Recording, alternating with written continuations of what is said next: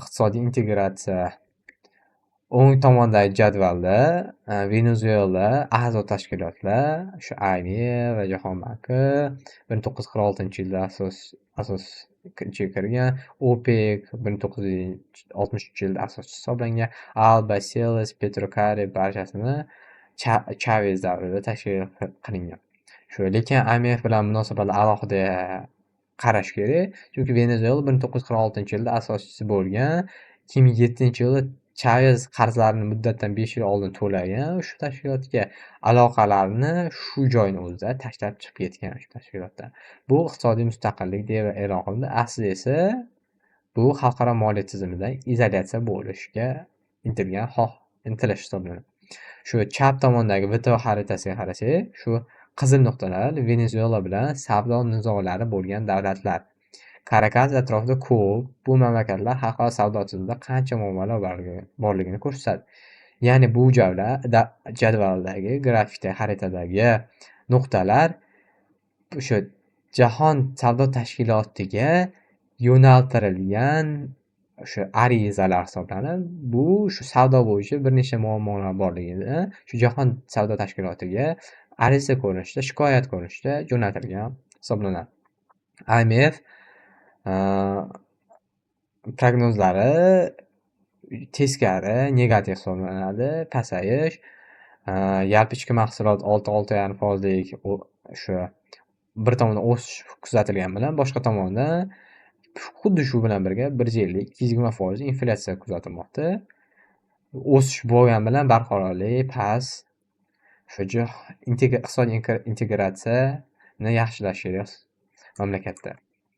Hop. Bu jadval shu Venesuela savdo qilgan davlatlar qanday vaqt o'tmay o'zgarganligini ko'rsatadi. Yuqorida qismida qarasak, eksportda top 5 da Xitoy birinchi o'rinda $745 million, Turkiya ikkinchi o'rinda $701 million. 2017-2022-yilda eng tez o'sgan yo'nalishlar bu Chexiya 316%, Libanon 255%, Polsha 220%, AQSh eksport 60% kamaygan, Hindiston 50% kamaygan. Bu sanksiyalar va siyosiy izolyatsiyani asosiy natijasi hisoblanadi. Pastki qismga qarasak, import top 5 ligini ko'rishimiz mumkin. AQSh hali ham birinchi $801 million, Braziliya ikkinchi $699 million. Lekin tez o'suvchilar ro'yxatiga qarasak, Birlashgan Arab Amirliklari 107%, Turkiya 52%, Guyana 40%. Sharq mamlakatlari bilan savdo bir necha baravarga oshgan. Hop, Venezuelani xalqaro indeks va reytinglardagi o'rnini ko'radigan bo'lsak, hop, o'ng tomondagi HDI, ya'ni inson hayot taraqqiyotining o'sish darajasini ko'rsatuvchi indeks hisoblanadi va unda 1990-2008-yillarda yashil ustunlar, ya'ni doimiy o'sish. 2014-yildan boshlab qizil keskin tushishni ko'rishimiz mumkin. 2023-yilda 0,709 ball, dunyo o'rtachasi qiymati bu 0,744 dan hisoblansa, undan past hisoblanadi Venezuela ro'yxatda. Reytingda 1999-yildagi 70-o'rindan 2021-yilda pasayib 121-o'ringa tushib ketgan. Bu HDMI shu tarixdagi eng katta salbiy o'zgarish hisoblanadi. Pastki chap burchakda korrupsiya indeksi, ya'ni 10 ball, 180 ta mamlakatdan 178-o'rin. Grafik 2012-yildan buyon boshlab doimiy pasayishni ko'rsatgan. 2021-yilda 28 ball bo'lgan, 208 barobarga tushib ketdi. Dunyo o'rtacha hisobda 43 ball hisoblansa, o'rtachasi Venezuela 4 barobarga past hisoblanadi. O'ng pastdagida raqobatbardoshlik indeksini ko'rishimiz mumkin. 2021-yilda 64-o'rin, 2025-yilda 69-o'ringa tushgan. Dinamikasi salbiy. Uchala indeksi bir xil yo'nalishda, faqat pastga. Bu tasodif emas, bu tizimli muammo. Korrupsiya iqtisodiy erkinlikni yo'q qiladi. Iqtisodiy erkinliksiz inson taraqqiyoti bo'lmaydi. Keyin Venezuela bu zanjiri shu bitta yorqin ko'rsatib beradi. Namunasi bo'lib ko'rishimiz mumkin ushbu reytingda. Shuningdek, shu Venezuela iqtisodiy jihatdan erkin va pasportlik reytinglarni ko'rishimiz mumkin. Shu chap tomonga qarasak, 3 ta raqam hammasi ko'rsatib beradi. Siyosiy huquqlar 40 dan 0, fuqarolik erkinliklar 60 dan 13. Umumiy 27.6 ball shu repressive maqomiga ega. Shimoliy Koreya, Kuba, Sudan bilan bitta qatorda ketma-ket turishadi. O'ng tomondagi xaritada Venesuela qizil rangda va bu viza talab qilinadigan davlatlar. Pasport kuchi bo'yicha 40-o'rinda turadi. 124 ta davlatga kirish imkoniyati mavjud. Venesuela fuqarolarining pasporti bilan. Lekin bu huquqdan foydalanib millionlab kishi sayohat uchun emas, mamlakatni tark etish uchun ishlatishadi. Gini koeffitsiyenti 0.603, mintaqadagi eng tengsiz jamiyat, 81.5% qashshoqlik, iqtisodiy erkinlik 0, investitsiya erkinligi 0. Rasmiy jihatdan respublika hisoblangan bilan shu amalda judayam bostirib tashlagan tizimga o'xshaydi. Kolonizatsiya qilingan tizimga o'xshaydi. Hop, SDG ya'ni barqaror rivojlanish maqsadlarini shu Venezuelada qo'llanilishi shu mana ko'rsatilgan dashbordga qarasak, 17 ta maqsad. Har bir uchun rang va yo'nalish belgisi bor oldi. Qizil katta muammolar, to'q sariq muhim muammolar, yashil erishilgan natijaga SDG bo'yicha natijaga erishilgan. Ko'rib turganingizdek, mana bu dashbordda qizil va to'q sariq ustunlik qilmoqda. Ya'ni to'lyapti qizil va to'q sariq. SDG indeks bo'yicha Venezuela 167 ta mamlakatdan 115-o'rinda, balli esa 63.81. Spillover ko'rsatkichida 90.77. Bu mamlakatni qo'shni davlatlarga ta'sir jihatdan yuqoriligini ko'rsatadi. Bunga asos sabab shu migratsiya. Eng og'ir holat birinchi maqsad qashshoqlik va 17-chi maqsad hamkorlik. Ikkalasi ham qip-qizil va pasayish yo'nalishi. Ta'lim, gender tengsizligi, toza suv biroz yaxshilanish kuzatilyapti. Aql va dengiz resurslari nisbatan yaxshi holatda. Hop, endi har bitta maqsadni bitta-bitta ko'rib chiqadigan bo'lsak, hop, birinchi maqsad bu qashshoqlik. Kuniga $215 kam daromad bilan yashovchilar 42.9%, $365 kam o'sha oylik bilan daromad bilan yashaydiganlar 68.8% tashkil qilgan. Venezuelada iqtisodiy inqiroz sababli aholining katta qismi qashshoqlik ostida yashaydi. Xalqaro gumanitar yordamlar, ijtimoiy dasturlar berish davom etyapti, lekin bu hozirgacha yetarli emas. Hop, keyingi maqsadim, ikkinchi maqsadim ochlik. Yetarli ovqatlanmaslik 17.6%, bolalarda ozib ketish 4.1%. Oziq-ovqat xavfsizligi muammolari kamaygan, lekin qishloq xo'jaligida ishlab chiqarish haliyam past. Oziq-ovqat bilan o'z davlatini yetishtirish imkoniyati to'laqonli qoplanmagan. Buning uchun oziq-ovqat yoki agrar sohani rivojlantirish uchun alohida dasturlar ishlab chiqarish amalga oshirilmoqda. Sog'lom hayot 3-maqsad. O'rtacha umr ko'rsatkichi 72.5, onalar o'limi 100.000 tug'ilishga 226.7. Bu juda ham yuqori ko'rsatkich. Sog'liqni saqlash tizimini yaxshilash kerak. U zaiflashgan. Sog'liqni saqlash ijtimoiy tizimda ba'zi hududlarda umuman tibbiy xizmatlar yetib bormagan. Hop, endi keyingi maqsadga o'tadigan bo'lsak, 4-chi maqsadimiz bu sifatli ta'lim. Ko'rsatkichi nisbatan yaxshi. Boshlang'ich ta'limga shu qamrab olish 98%, savodxonlik esa 98.7%. Lekin sifatda muammo bor. Iqtisodiy shu inqiroz tufayli maktablarga resurslarni yetkazib berish kamaygan.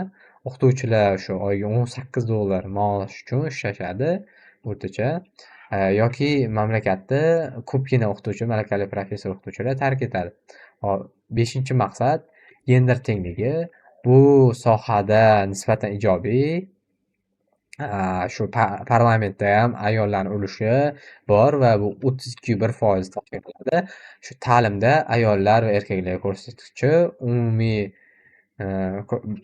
nisbati 103% tashkil qiladi. Deyarli teng. Mehnat bozorida ayollar ishtiroki 55.1%, erkaklardan past hisoblanadi.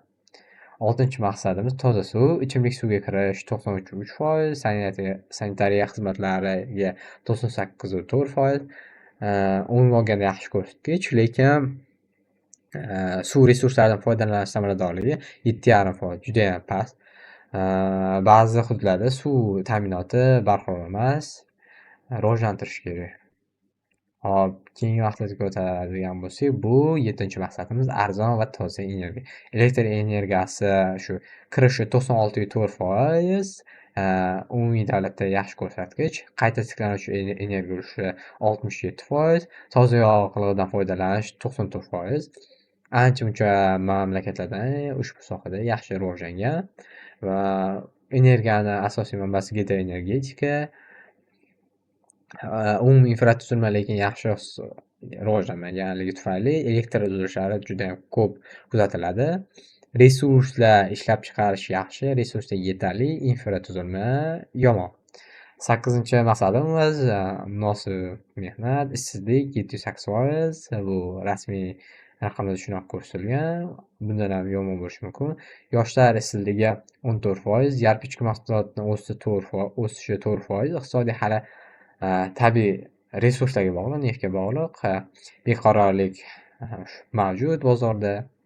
Keyingi maqsadimiz 9-chi maqsad sanoat va innovatsiya. Sanoat yalpi ichki mahsulotni 33%ni tashkil qiladi.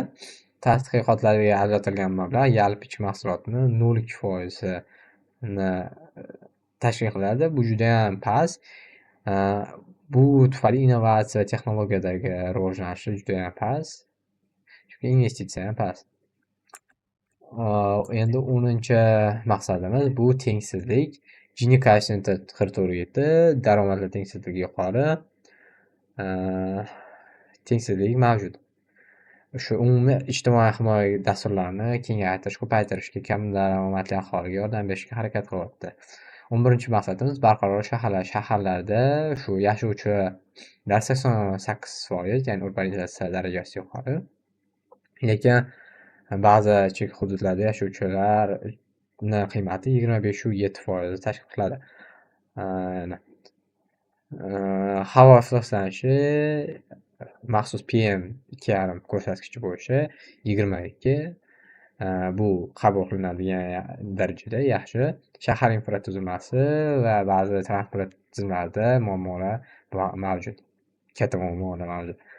Hop, keyingi 12-chi maqsadimiz bu maishiy chiqindilar kuniga 1 kilogramm, o'rtacha umumiy olganda. Azot emissiyasi 36,2 kilogramm odam boshiga o'rtacha. Lekin resurslardan foydalanish samaradorligi past, chiqindilardan qayta ishlash tizimi yaxshi rivojlanmagan. Hop, keyingi maqsadimiz 13-chi maqsad iqlim nazorati, iqlim harakati. Hop, karbonat angidrid emissiyasi 3,5 tonna odam boshiga. Hop, global o'rtachadan pastroq. Lekin qayta tiklanuvchi energiya ulushi yuqori. Keyingisi 14-chi maqsadimiz suv ostidagi hayot, dengiz biologik xilma-xilligini himoya qilish bo'yicha 59,4%lik nisbatga ega. Bu nisbatan yaxshi. Dengiz resurslaridan foydalanish yaxshi. Dengiz bilan chegaradosh bo'lganligi tufayli quruqlikdagi hayotdan ham himoyalangan quruqlik hududlari 76,8%. Bu judayam yuqori, o'rtachadan ham yuqori hisoblanadi. O'rmonlarning yo'qolishi 0,1%, judayam past. Bu yaxshi, o'rmonlarning yo'qolishi past. Biologik xilma-xillik darajasi buni oqibati yuqori bo'ladi. O'rmon kesish xavfi lekin davlatda mavjud. Nazorat yaxshi bo'lmaganligi tufayli. So'nggi 16-, 17-chi maqsadlarimiz tinchlik va kuchli institutlar. Bu Venezuela uchun juda ham og'ir maqsad. Qotillik darajasi 100 ming aholiga 12,6, umumiy olganda juda ham yuqori. Korrupsiya indeksi 10, eng past ko'rsatkichlardan biri. Davlatda korrupsiya yoki o'sha tinchlikka yaxshi e'tibor qaratilmayapti, harakatlar past. 17-chi maqsad hamkorlik, soliq va ta'limga davlat xarajatlari shu yalpi ichki mahsulot 8-9%ni tashkil qiladi. Statistik shu ko'rsatkichlar indeksi 39,4% ma'lumotlar tizimi yaxshilashishini talab qiladi. Xalqaro tashkilotlar bilan hamkorlik mavjud, lekin siyosiy izolyatsiya ko'proq davlatda rivojlangan.